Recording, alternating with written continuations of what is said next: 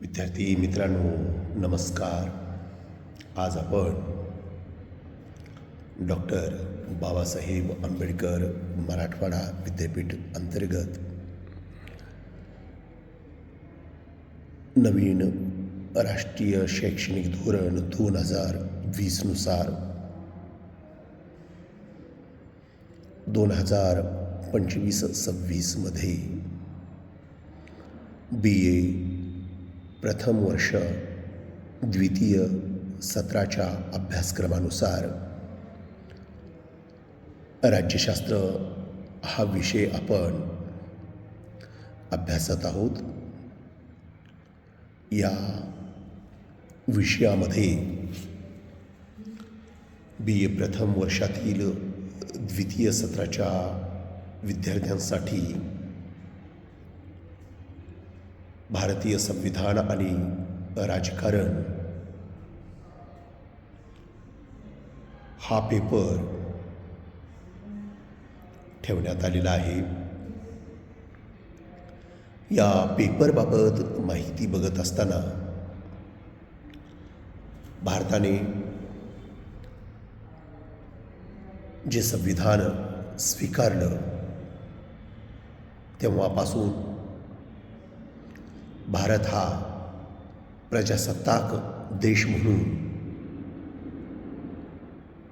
जागतिक स्तरावर ओळखला जातो. ज्या प्रजेचं राज्य, जनतेचं राज्य, लोकांचं राज्य म्हणून ज्या देशाची शासन प्रणाली कशा पद्धतीने विकसित झालेली आहे याबाबत आपण आज माहिती बघणार आहोत. विद्यार्थी मित्रांनो, भारताने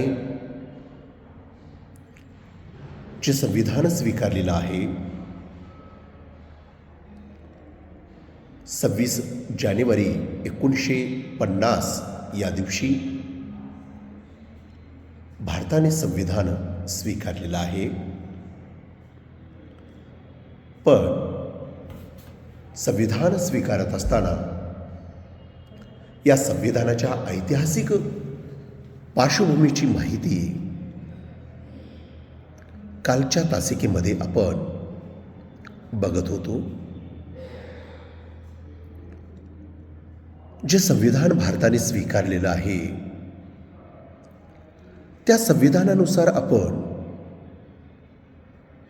आज छाती ठोकपणे जगजाहीर सांगतो की आम्ही उदारमतवादी तत्वांचा स्वीकार करून स्वातंत्र्य, समता, बंधुता आणि न्याय यांचा अंगीकार करून धर्म, जात, पंथ, वंश, लिंग यांचा धिक्कार करून आम्ही भारतीय लोक अशी ओळख जगामध्ये आपण निर्माण केलेली आहे.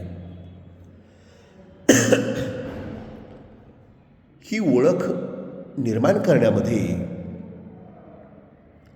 सर्वात महत्त्वाची भूमिका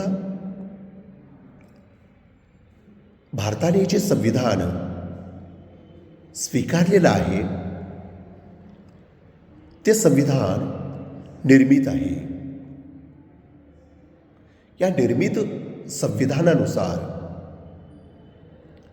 आपण ज्या शासन प्रणालीचा अभ्यास करणार आहोत त्या अगोदर या संविधानाची आणि शासनाची भारतातील ऐतिहासिक पार्श्वभूमी कशी होती याचा सुद्धा विचार करणं गरजेचं आहे. विद्यार्थ्यांनो, भारत हा देश ज्या शासन प्रणालीचा स्वीकार केलेला आहे, ती शासन प्रणाली भारतामध्ये मुळीच नव्हती. भारतातील शासन प्रणाली ही खूप वेगळ्या प्रकारची होती. या शासन प्रणालीचा आणि संहितेचा किंवा कायद्याचा किंवा संविधानाचा ऐतिहासिक आढावा घेत असताना मी तुम्हाला एक गोष्ट आवर्जून सांगितली की ती ही 19वे शतक हे भारतासाठी एक अतिशय महत्त्वाचं शतक म्हणून त्याचा विचार करत होतो. या शतकाने मानवी संहिता, मानवी जीवनाची संहिता याला आकार देण्याचा प्रयत्न केलेला आहे. ती मानवी संहिता ज्या पद्धतीने मानवांच्या सर्वांगीण विचारावर कशा प्रकारे स्वतःचं विकृत रूप निर्माण केली होती आणि या रूपाने भारतीय मानव आपल्या सर्वांगीण विकासापासून तो अधिक दूर गेला होता. या विकासाच्या रेशोमध्ये आणण्यासाठी भारतात ज्या वसाहती होत्या त्या वसाहतींनी जो कायदा पास केला, भारतीय जनसमूहावर जे कायदे निर्माण केले ते कायदे जुलमी होते. ते कायदे एक प्रकारे देशामध्ये हिंसा निर्माण करणारे होते. परंतु त्या कायद्यापेक्षा भारतातील कायदे अतिशय वाईट स्वरूपाचे होते. भारतातील कायदे हे मानवाला गुलाम बनविणारे होते. या गुलामापेक्षा अतिशय वाईट स्थितीमध्ये जीवन जगणारे मानव या भारतीय भूतलावर तुम्हाला दिसून येतील. जेव्हा तुम्ही 19व्या शतकाच्या अगोदरच्या भारताच्या सामाजिक, आर्थिक, राजकीय, सांस्कृतिक, धार्मिक कोणत्याही घटकाचा तुम्ही विचार केला तर त्यामध्ये न्यायापेक्षा अन्याय हा अधिक दिसून येतो. हा अन्याय भारतातील व्यक्तीवरती जो झालेला आहे तो अन्याय इथल्या संहितेमुळेच झालेला आहे. ही संहिता खूप लवचिक होती. या संहितेमुळे मनुष्य कोणताही काम करत होता, परंतु उत्तर वैदिक काळामध्ये ज्या मानवाने प्रगती केलेली आहे त्या प्रगतीमध्ये अधोगतीची सुरुवात सुद्धा त्या कालखंडामध्ये झालेली आहे. आणि या उत्तर वैदिक काळापासून ते 19व्या शतकापर्यंत हा जो मानवावरती अन्याय, अत्याचार, जुलूम, हिंसा हे जे घडत होते हे सर्व कायदे इथल्या संहितेमुळे निर्माण झाले होते. परंतु वसाहतिक राज्य ज्या पद्धतीने काम करत होते त्या कामातून या देशावर एक प्रकारे व्यक्तीच्या स्वातंत्र्याची चाहूल निर्माण करणारे कायदेसुद्धा पास झालेले होते. आता हे कायदे बनवलं कोणी याचा सुद्धा विचार करणं गरजेचं आहे.